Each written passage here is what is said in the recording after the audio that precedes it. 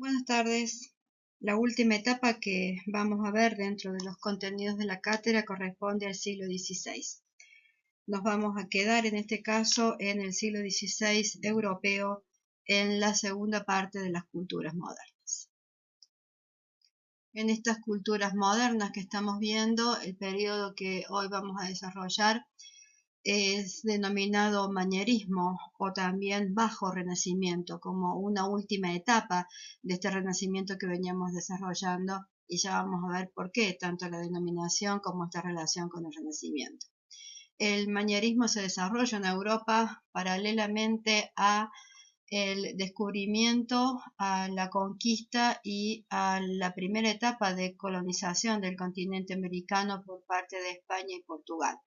Por eso es significativo su desarrollo en función de los modelos que va a traspasar el continente americano.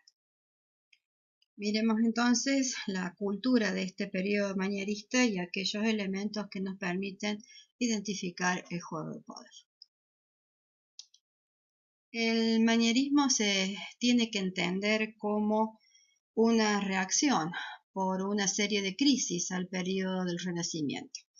Es por eso esencial entender cuáles son las reglas que configuran el diseño renacentista para poder entender cómo el manierismo las quiebra, las desarma, logra casi siempre modificar estas reglas de composición para evidenciar en cierta forma las crisis que vamos a ir desarrollando a partir de las siguientes imágenes.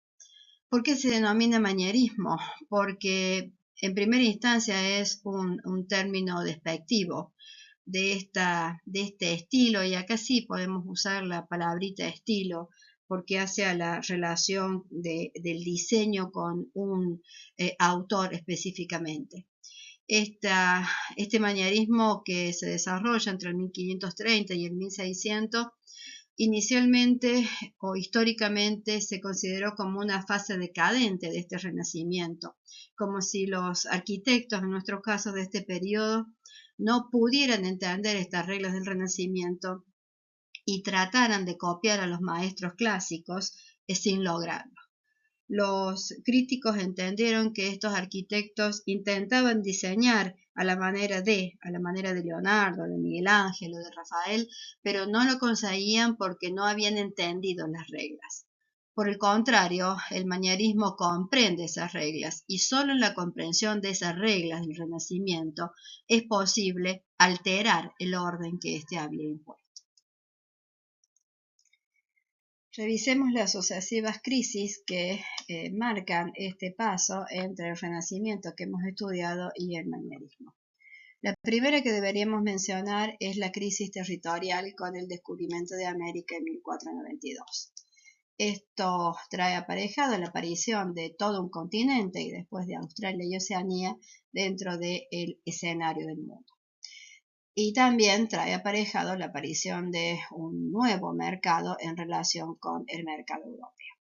Estos nuevos territorios van a ser organizados en colonias que dependen de una metrópoli, sobre todo del Reino de Castilla y del Reino de Portugal.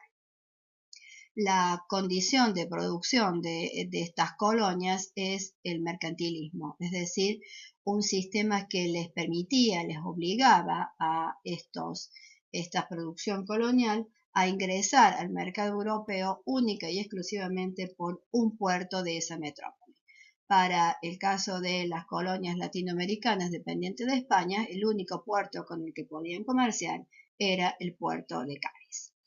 La mano de obra necesaria para el trabajo en estas colonias fue la mano de obra negra y esclava. Y esto hay que referenciarlo al leccionar del Reino de Portugal, un reino que era eminentemente marítimo y que fue el que comenzó a buscar estas nuevas rutas hacia las Indias. Circunnavegando el África, por ejemplo, Vasco da Gama empieza a identificar una serie de puestos, de sectores en el litoral de África, donde va a comenzar esta captura y venta de esclavos. Estas rutas comerciales que después van a ser usadas por las compañías comerciales, llevando y trayendo mercadería, van a implicar un cambio en el mercado económico europeo. ¿Por qué? Porque todo lo que ingresa como producto, fundamentalmente como materia prima o como oro dentro del territorio europeo, sirve para pagar los ejércitos que necesitaban cada uno de estos reyes para mantener su propio juego de poder. Y se invertía muy poco en el desarrollo de cada una de las regiones. Una sucesión de sequías, algunas pestes y sobre todo el aumento de la densidad demográfica hizo inviable el equilibrio económico y lo llevó a una serie de procesos inflacionarios exactamente igual que ahora. Lo otro que tendríamos que mirar es la posición de Venecia. Esta Venecia que dejamos con la caída del Imperio Bizantino en manos de los turcos otomanos y en la imposibilidad de usar esas rutas hacia Oriente vía terrestre, impulsan a estos banqueros venecianos a mirar en el territorio que tienen alrededor de la propia Venecia. La mayoría de estos eran territorios anegados, territorios inundados, algunos ya eran propiedades de estos banqueros, otros los compran y se dedican a la producción agropecuaria. Este cambio de hábitos para la arquitectura va a significar la aparición de una nueva tipología religiosa que es la villa. Los principales agentes de esta época le van a ir apareciendo en la parte de abajo. Por ejemplo, Carlos V. Carlos V era Carlos V de rey de España, que incluía Portugal y lo había heredado de sus abuelos maternos y de sus abuelos alemanes paternos heredó el Sacro Imperio Romano. El reino de España incluía el sur de Italia. Es decir, que Carlos V de España y I de Alemania, más las colonias que tenía en América, en Oceanía y en la India, dominaba prácticamente con territorios el mercado mundial. Por eso él decía que en sus dominios no se ponía el sol. La otra posición que ocupaba importante en Europa era la del Reino de Francia, que quedaba rodeado por los dominios de Carlos V y buscó por lo tanto una alianza estratégica que le permitiera resistir el avance de Carlos y lo encontró en los estados pontificios, que establecieron entonces con Francia una defensa del avance del poder imperial de Carlos V, dado que los estados pontificios lo tenían por el sur, al poder español en ese caso. El otro que va a aparecer en escena es Inglaterra. Inglaterra se consolida como monarquía en esta época de la mano de Enrique VIII. También va a buscar frenar el avance tanto de España, de Francia como de Alemania y también va a tratar de frenar las incumbencias que los estados papales tenían sobre sus propias decisiones. No dejen de considerar la permanencia y la ampliación también de los territorios del Imperio Otomano, que frecuentemente trataban de atravesar Hungría para llegar hasta el límite del Sacro Imperio Romano Germánico. Los estados pontificios en esta época fueron gobernados por una serie de papas que además de mecenas tenían interés por la política y por las milicias y jugaron un papel importantísimo dentro del juego del poder del siglo XVI. También hay dentro de estas ciudades independientes que hemos mencionado en el norte de Italia, además de Venecia o de Génova, el caso de Milán y de Florencia. Y es en Florencia donde nace y trabaja uno de los agentes más destacados del siglo XVI, que es Nicolás Maquiavelo. Maquiavelo desarrolla la primera parte de su actividad dentro de la corte de los Medici. A la caída de los Medici por la formación de una república florentina que dura solamente 14 años, Maquiavelo es enviado a diferentes cortes europeas donde se desempeña como diplomático. Cuando la República de Florencia cae, Maquiavelo trata de recuperar su lugar en la corte y por eso escribe en el exilio un librito que se llama El Príncipe en 1513. Este Príncipe es un tratado político en donde él le recomienda una serie de medidas a los nuevos príncipes, tanto para tomar el poder como para retenerlo. Y se traduce en la actualidad como en un manual de los políticos contemporáneos. Maquiavelo muere sin haber logrado recuperar su puesto y se entiende que se inspira en César Borgia, un hombre que no tenía ni moral ni escrúpulos, era hijo de uno de los papas y llegó también a consolidar un puesto de poder importantísimo. Y finalmente el libro es dedicado a Lorenzo de Medici. La otra crisis importante, quizás la más conocida, es la crisis de la Iglesia. Habíamos mencionado cómo este emperador Carlos V manejaba todo ese territorio y cómo también Carlos V se consideraba un defensor del catolicismo. Y es justamente en su territorio, en el norte de Alemania, en Wittenberg, donde aparece el primer foco de disconformidad cuando uno de los papas, para iniciar y solventar la construcción de la nueva Basílica de San Pedro, comienza a vender indulgencias. Las indulgencias eran el perdón de los pecados. Y los vendían a todos los cristianos que necesitaban morirse sin perdón y con seguridad de llegar al cielo. En repudio a estas medidas quizás poco católicas por parte de algunos sacerdotes, es otro agente importantísimo en esta época quien va a entrar en acción. Martín Lutero, alemán del norte, escribe y difunde, pero inicialmente clava 95 tesis escritas en un papel en la puerta de una iglesia y propone discutir este accionar de la iglesia, denunciando sobre todo la avaricia, el paganismo de la Iglesia Católica y la autoridad del Papa. Pone en juicio esa autoridad del Papa para perdonar los pecados a través de esta venta de indulgencias. Las tesis de Martín Lutero dan como resultado la separación de estos católicos del norte y la conformación de una nueva iglesia que se va a denominar protestante justamente por esta protesta de Martín Lutero. Y desde este norte de Alemania van a aparecer una serie de otras iglesias que van a conformarse tomando como modelo esta reivindicación de los primeros apostolados o de las primeras posiciones de la Iglesia Católica en función de cómo debería portarse un buen cristiano para alcanzar la salvación, estableciendo o proponiendo que ese procedimiento, que esa salvación solo sería alcanzada a través de la gracia, de interpretar libremente la Biblia y de la fe.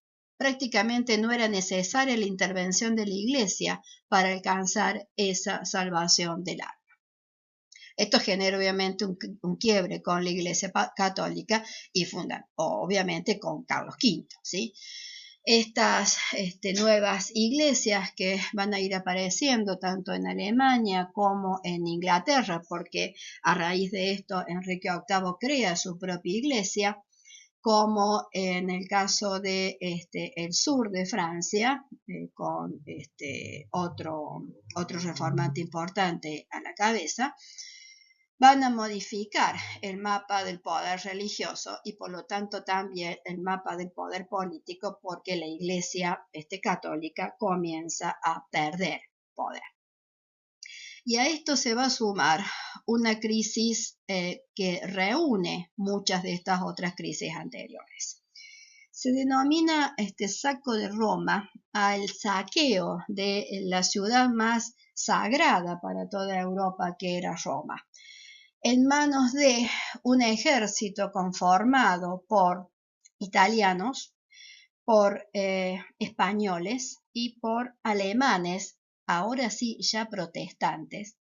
Un ejército que era manejado por el emperador, por Carlos V, pero que en ese momento queda al mando, ubicado en el norte de Italia en ese momento, queda al mando de un francés que traiciona al rey de Francia y le presta servicio a Carlos V. Como no le podían pagar al ejército, el ejército le pide, o mejor dicho, lo obliga a este general, llamémosle, era un comandante, que avance hacia Roma y la tome. Y después de acercarse a Florencia y no lograr tomarla, la ruta que siguen es efectivamente Roma. Y toman Roma y la saquean durante 3 días. Y saquean todo, prácticamente destruyen toda la ciudad eterna. Imagínense lo que es para una comunidad, para un hábitus católico totalmente dominante, saber que la ciudad más sagrada de toda la cristiandad había sido saqueada por un ejército que tenía en sus filas a protestantes, pero también a católicos, y que respondía a el rey católico, que era Carlos V.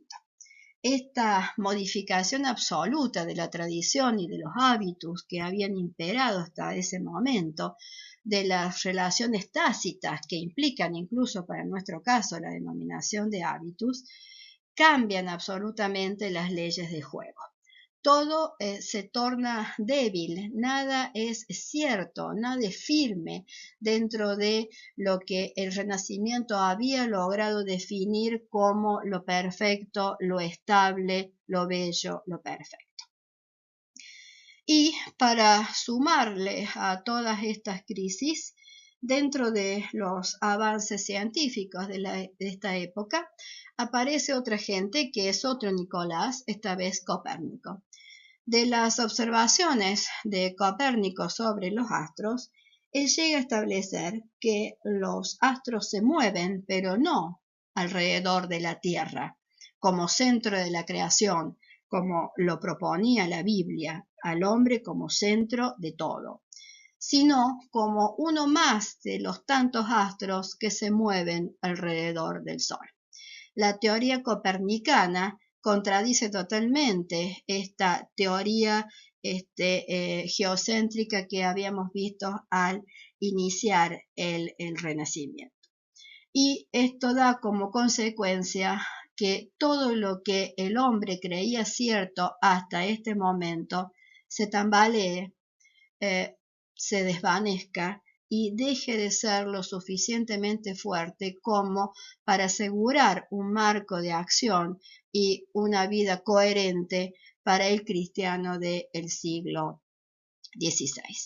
Finalmente esto va a tener cierto inicio de esta respuesta a partir de la contrarreforma que se va a reunir en Trento, o lo que se denomina después la contrarreforma que parte del Concilio de Trento, pero que se va a reunir como 30 años hasta que logra emitir una respuesta a esa reforma iniciada por Lutero.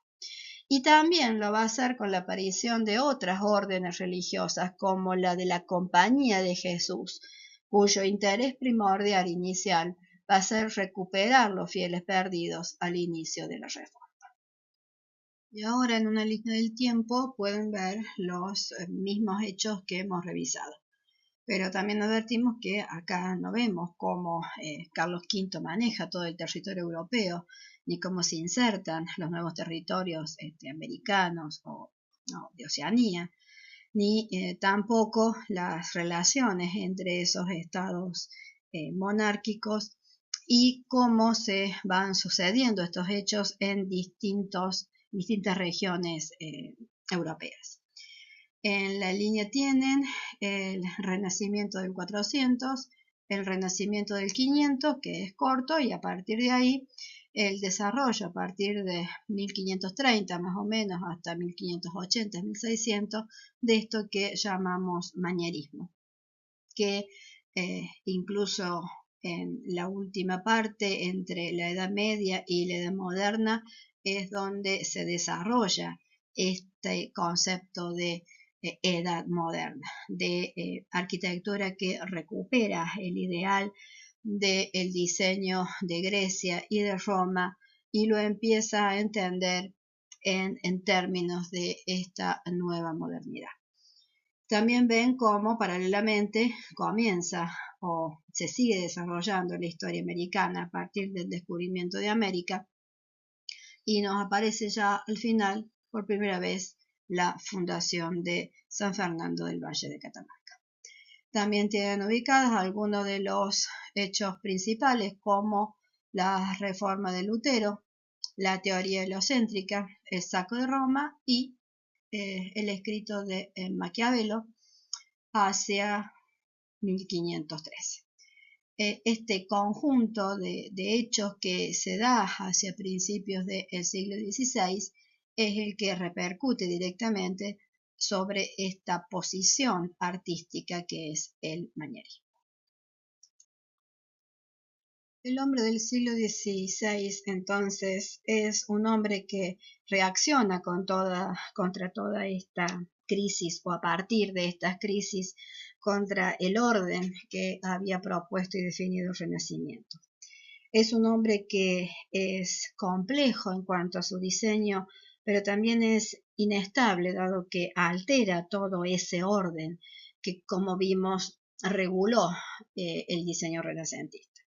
Es esencialmente un hombre intelectual, muchos de los que ven ahí son intelectuales, como Leonardo, como Miguel Ángel, como el propio Maquiavelo. También hay una diversidad de profesiones que actúan dentro de este espacio, desde los grandes burgueses que participaban dentro de las ciudades libres, como muchos de los reyes que ahora ven en pantalla, de los cuales nosotros ya conocemos cómo eran, quiénes eran, qué hacían. Pero también el pequeño burgués tiene participación dentro de ese contexto, e incluso el artesano y el campesino junto a aquellos agentes de la iglesia que ahora marchan rumbo a territorios lejanos para evangelizar. Mientras que del lado del territorio europeo las guerras continúan, los acuerdos siguen e incluso las cortes se siguen manejando de similar forma que en los siglos XIV y XV. Este hombre es un hombre que además es intelectual y es un intelectual de élite. No cualquiera entiende cómo es el diseño manierista. En general, este diseño tiende a lo sofisticado, a lo irreal, muchas veces a la abstracción, a la exageración, porque sabían cómo manipular los recursos que habían heredado de las culturas antiguas y también de la práctica del Renacimiento. Si tratamos de identificar los agentes y los campos en el juego del poder, deberíamos empezar por ejemplo, el campo político, donde existían monarquías que ya hemos visto, que a veces llegaban a ser imperios o comenzaban en esta época también los principales. De la propia propuesta política de Maquiavelo, que llega a considerarse como este tratado político, la base de las relaciones entre los grandes agentes de la época, nace la razón de Estado. Se toman decisiones en función de lo que le conviene o no le conviene, no al rey, sino al Estado en sí. El rey, entonces, el emperador, que tiene el poder, pero que además tiene y maneja la cultura, forma parte de esa élite en donde los nobles y los terratenientes, nobles que ahora son políticos y también religiosos a la vez, manejan el juego del poder. Pero un juego de poder político que necesita siempre la subvención económica de algún lado, la participación de la milicia para poder controlar los avances que logran y también la bendición de la iglesia para asegurar su posición en el juego. El ejército mercenario entonces forma parte de esto, como lo hemos visto en el saco de Roma, porque define para qué lado juega dentro de los participantes que están en el campo. Si juegan para un papa, si juegan para un emperador o si juegan para un rey, a veces en el mismo momento. Este comerciante burgués que también vimos en el Renacimiento es el que comienza a acumular riqueza también de acuerdo a cómo se maneje en relación a el rey y en relación a el sistema de gobierno de su ciudad. Pero es evidentemente el que maneja el capital económico. Abajo de él está el pueblo corriente. El otro campo importante, como siempre, es la Iglesia Católica, que también maneja el poder y la cultura. En este caso, volvemos a repetir como agente los papas, los cardenales, pero van a aparecer hacia el final una renovación en las órdenes religiosas regulares, como en el caso de la Compañía de Jesús. Compañía de Jesús que va a absorber esta crisis religiosa y va a tratar de revertirla a lo largo del periodo siguiente, que es el barroco. Junto con esta Iglesia Católica, a la par, como parte de ella segregada, aparece la Iglesia Reformada. Las dos comparten las mismas creencias, pero empiezan a entender diferente la interpretación de la Biblia. Mientras que para la Iglesia Católica la Biblia la interpretan los sacerdotes, para la Iglesia Reformada el hombre es el que tiene derecho a poder leer libremente e interpretar.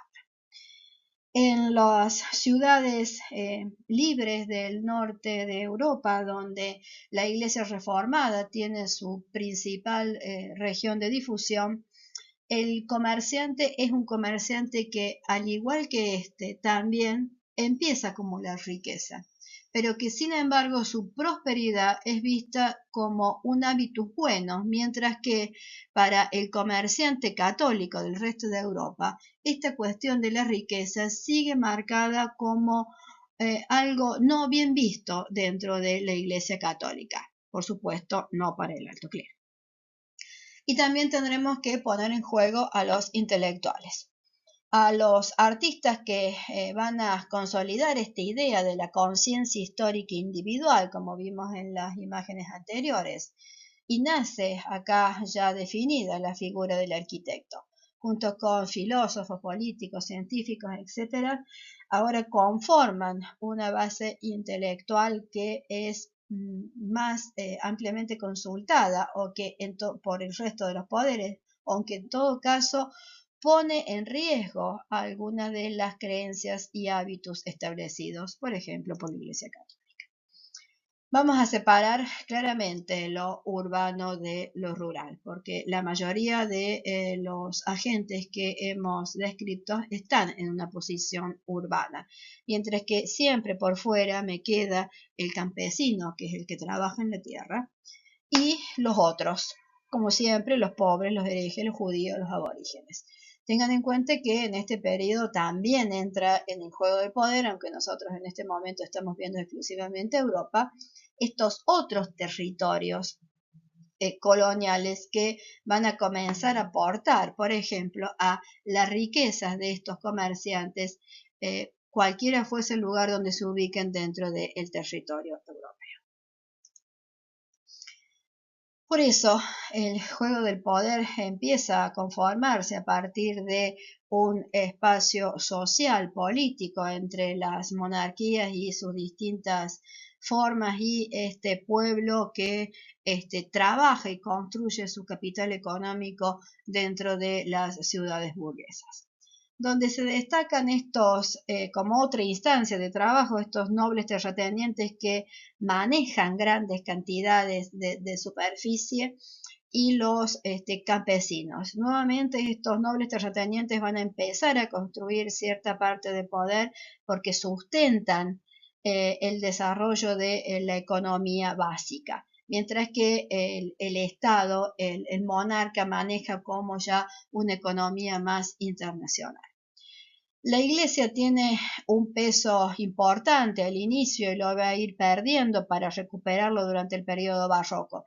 La iglesia tiene un alto grado de inestabilidad en su campo en esta época y también pone en riesgo los hábitos que hasta entonces había utilizado.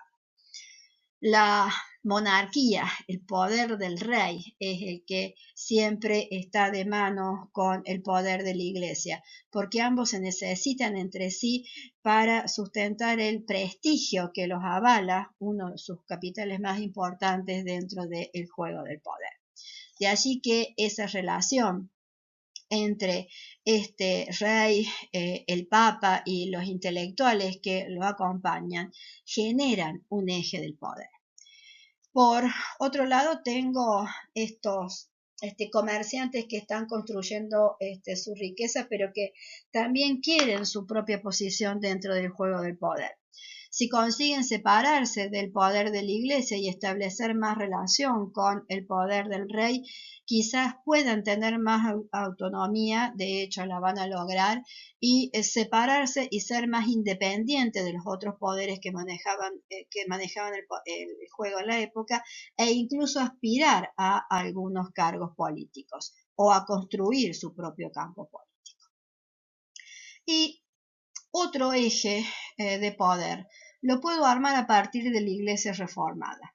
Esta iglesia reformada que no ve con malos ojos a este comerciante que construye la riqueza, sino que por el contrario se apoya en él para el desarrollo de esta iglesia y que muchas veces tiene relaciones con estos ejércitos que apoyan a veces y a veces cambian de idea a cada uno de los agentes que hemos ido viendo e inclinan la balanza hacia el que les parezca más conveniente o en todo caso hacia aquel que en aquel momento les sea más simpático o compatible con sus aspiraciones. Las aspiraciones son esenciales en este momento para entender por qué estos agentes se mueven o se inclinan para un lado o para el otro. El hábitus del honor y de la lealtad parece que se ha perdido ya en esta época y es por eso que el poder va pasando alternativamente entre las distintas monarquías europeas. La iglesia se aleja cada vez más del control de ese poder y el comerciante, es decir, el dinero, los fondos, todo aquello que signifique un mayor poder adquisitivo va a posicionarse más cerca de aquel que tiene el poder. ¿Por qué hablamos de este hombre individual y cómo incide tanto en el juego del poder? Porque sus vidas y sus acciones son conocidas y vamos a tomar solamente tres en esta época para que entiendan cómo se va modificando este pensamiento para acercarse mucho a una posición contemporánea. El manierismo es interesante por eso, esta situación de crisis lo asemeja mucho a la crisis de la posmodernidad. Uno de los principales agentes, aunque ya al final de este manierismo, es San Ignacio de Loyola. Ignacio de Loyola es un español de una familia muy noble y después de un accidente durante una campaña militar queda postrado durante mucho tiempo y ahí empieza a reflexionar, lee San Ignacio y decide dejar toda la vida mundana y dedicarse a Dios y funda la Compañía de Jesús. Ya el nombre les indica que no es cualquier orden, es una orden que milita, es una orden que no se queda dentro de los conventos, sino que sale al territorio a buscar, a evangelizar, a convencer.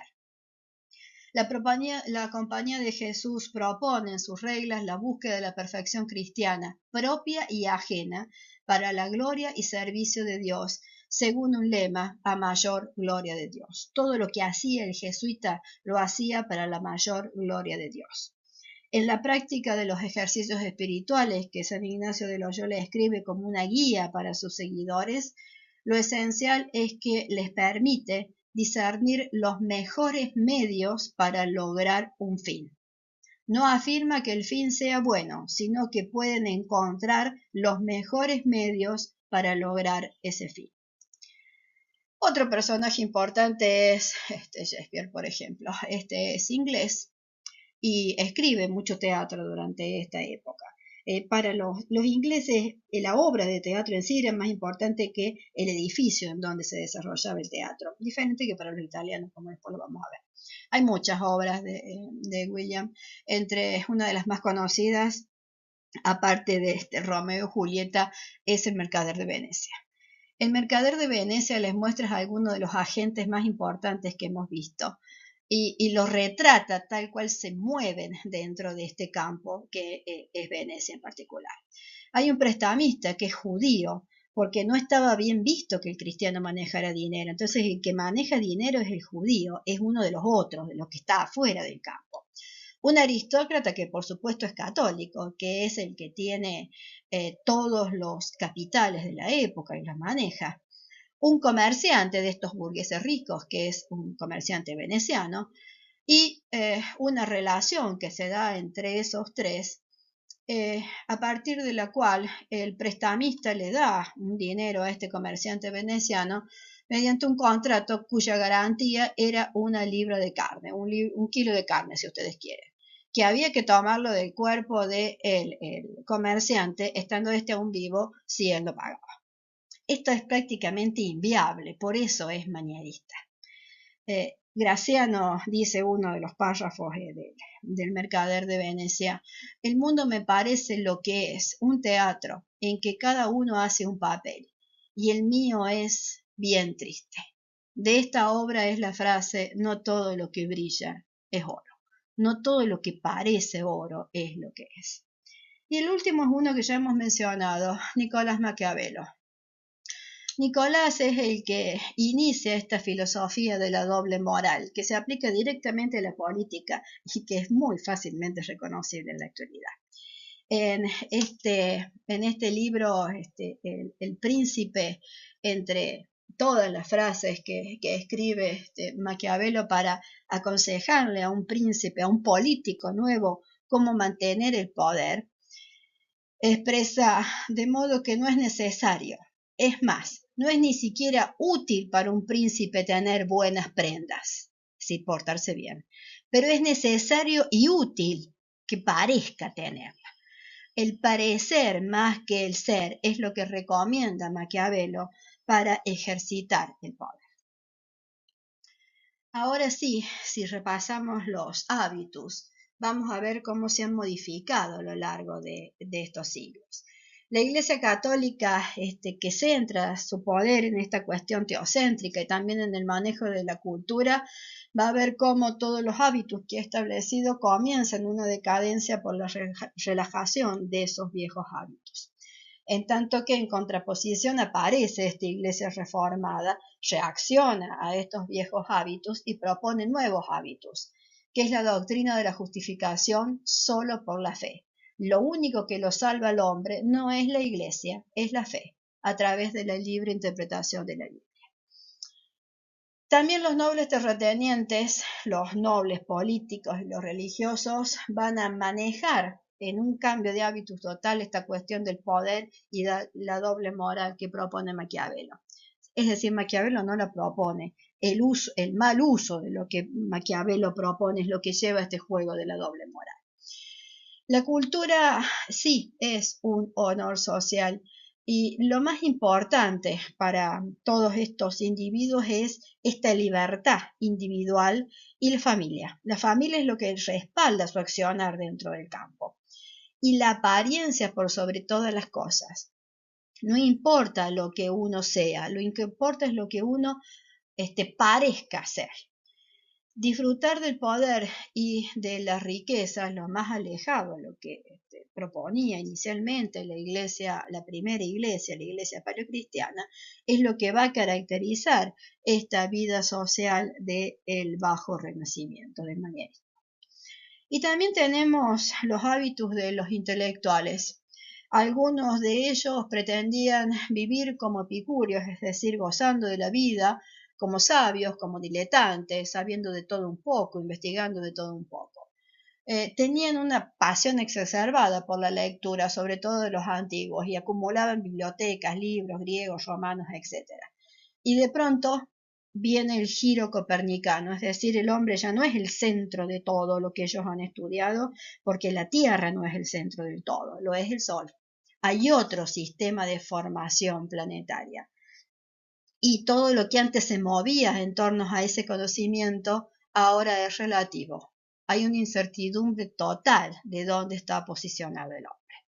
El artista, por lo tanto, tiene nuevos hábitos, tiene una conciencia histórica individual y trabaja no para copiar siguiendo antiguos moldes, antiguos cánones, sino que trabaja distinto al uso común para que se sepa que esa obra es de él.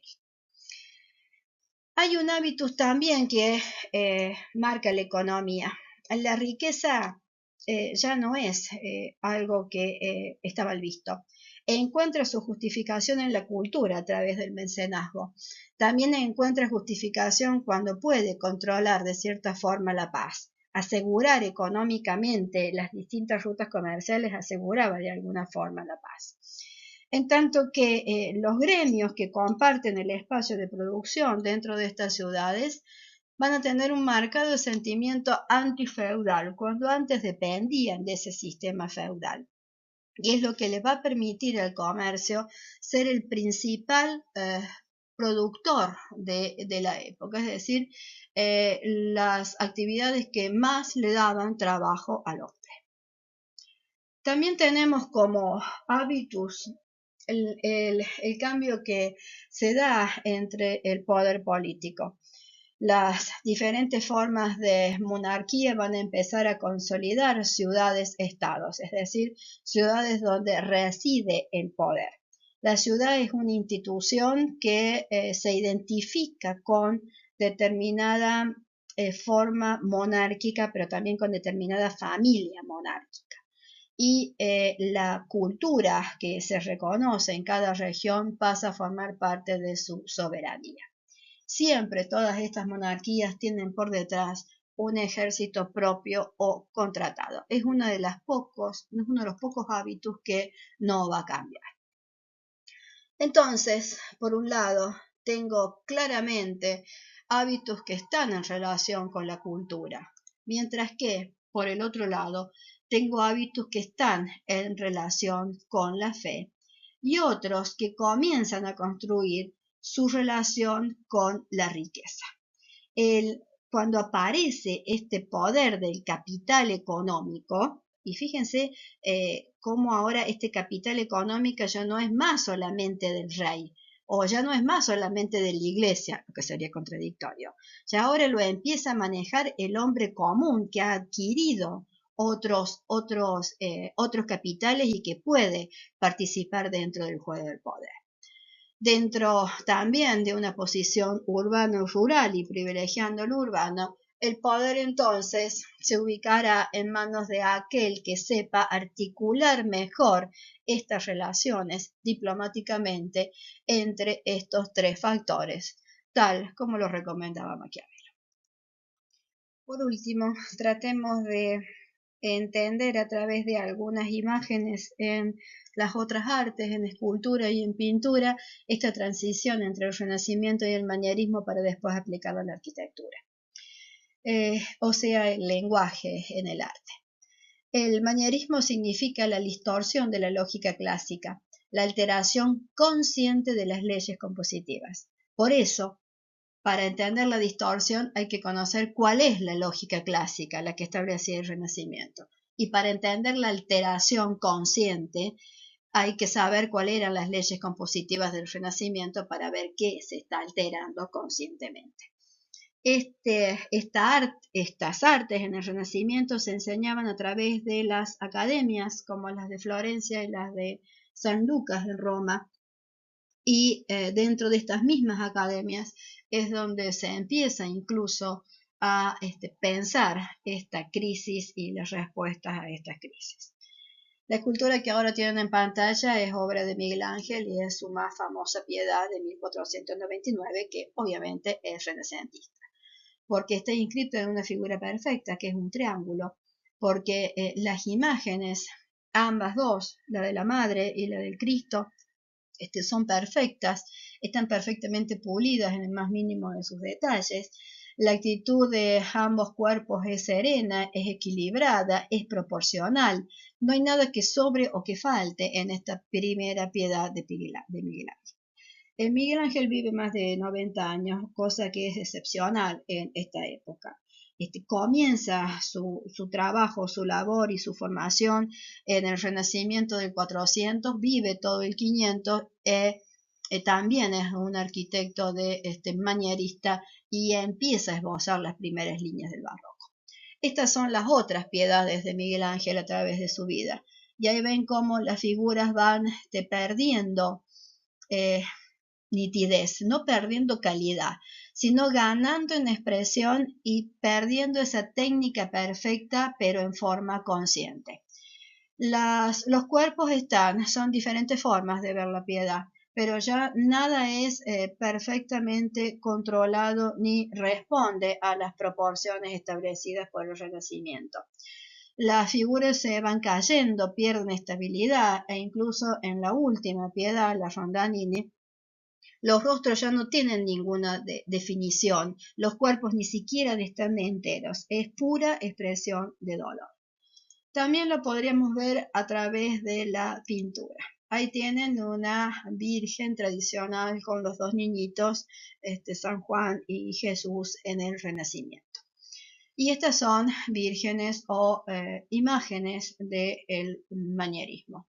La Virgen del cuello largo, el expolio de Cristo o el juicio final, les va mostrando cómo las figuras empiezan a ser mucho más alargadas y desproporcionadas. Fíjense esto en relación a la piedad que estábamos viendo antes. Las figuras no están todas adentro de lo que están contando, hay pedazos de figura adentro y afuera, no importa, no termina en realidad el cuadro.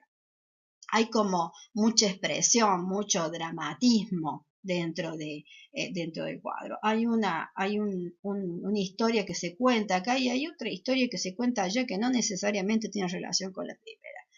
Mientras que en este expolio de Cristo del Greco hay una figura de Cristo al centro que ocupa todo el espacio, que no tiene relación con esto otro que está pasando acá, que quizás están preparando la cruz, pero que están como ocupados en otra cosa, mientras que por atrás pasa también otra cosa. No hay proporción entre la mano y el rostro de Jesús. Ni se sabe de quién es este brazo que está por acá, ni de quién es esta cabeza o si tiene cuerpo que está por este otro lado. Y finalmente, en el juicio final de Miguel Ángel dentro de la Sixtina, el Cristo que juzga con su madre al lado tiene un torso absolutamente torsionado y en escorzo, que no era la representación que se esperaba de este Cristo juez, rodeado por supuesto de todo un mundo que les va mostrando cómo los hombres se pierden o se salvan a la hora del juicio final. Es posiblemente esa pintura que ya utilizamos en algún momento de los gigantes en el Palacio del Té, la que muestra esta crisis del manierismo. Esta pintura está en una sala como si fuera un comedor y está contando cómo es el último día de los gigantes sobre la tierra, cómo el mundo se cae sobre ellos y cómo la arquitectura se desarma y se cae, a la vez que cae también y se desarma el mundo de los hombres, porque ya no todo es estable, perfecto, cerrado, estudiado, como lo había propuesto el Renacimiento, sino que todo es complejo, relativo e inestable.